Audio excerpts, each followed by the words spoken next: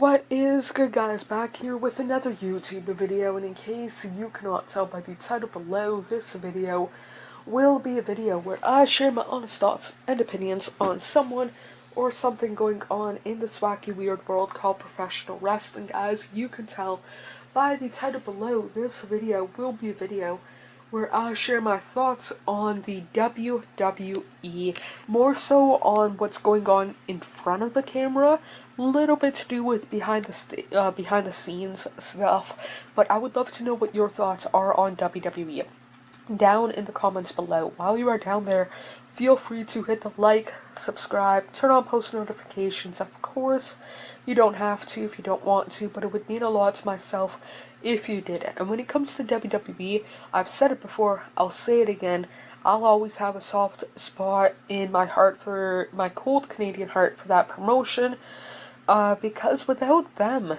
I'm not saying my life would have been sugar honey iced tea, but it definitely made it a lot better, kind of deal. Like the sheer amount of good humans that I've been able to meet in some way, shape, or form through wrestling, I'll always be grateful for. And without WWE, I doubt that I would have got into other forms of wrestling, whether it's Impact or TNA or New Japan or AEW or the indie scene, kind of deal. I certainly won't be talking about wrestling online if it weren't for WWE and whatnot. So some people that I met through the IWC, YWC kind of deal and whatnot, I owe it all to being that pretty much 10-year-old kid back in the day, a couple of weeks before I turned 10. And yeah, it's one of those things that no matter what goes on in front of the camera or behind the scenes, I'll always have it. It will always melt a small part of my cold Canadian heart. But for myself personally, it is still one of those things where if I say I'm a wrestling fan, people would be like, "Oh, like the WWE?" I'm like, yeah, like WWE. There's also other promotions, but WWE is the big dog in the yard. But whenever I tell people, like, yeah, I follow wrestling, but I don't really watch WWE, they kind of give me a weird look because of the merchandise that I have, whether it's t-shirts, autographs, 8x10s, t-shirts on the wall, figures, kind of deal. The amount of wrestling, or at least WWE events I used to go to, like outside of the Raws after WrestleMania, last time I probably watched a full one beginning to end might have been the one that I attended back in September of 2013, kind of deal. Like when it comes to Raw or SmackDown, I've watched front to back NXT, kind of deal. That is for myself personally, the easiest to sit through. But whenever I tell people, like, yeah, the two biggest, like, I don't want to say promotions, but brands within WWE, I watch clips. They kind of give me a weird look. But for myself personally, even though I might not watch a full episode of Raw or a full episode of SmackDown, like, I'll still watch the odd segment live. Like, I watched the Edge match August 18th, I think it was, kind of deal, the one in Toronto and whatnot. Like, there was a part of me that wanted to attend that had, I don't know for sure if loose plans is the right word, but it was heavily suspected, or whatever the right wording is, in August of what year was that? 2022, that August 2023, Edge would have his last match in Toronto, and that was tempting, kind of deal, but I'm not going to get into too much detail, but life happens.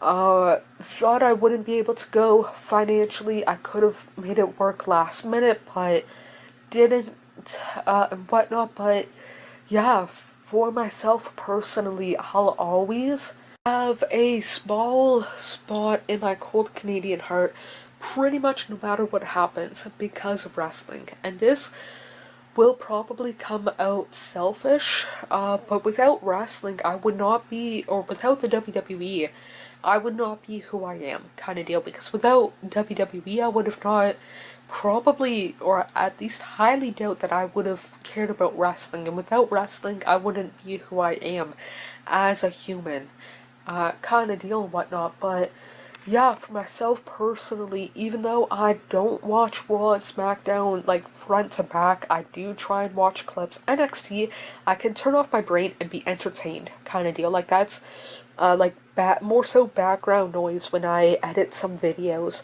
and whatnot. But for myself personally, it's just not.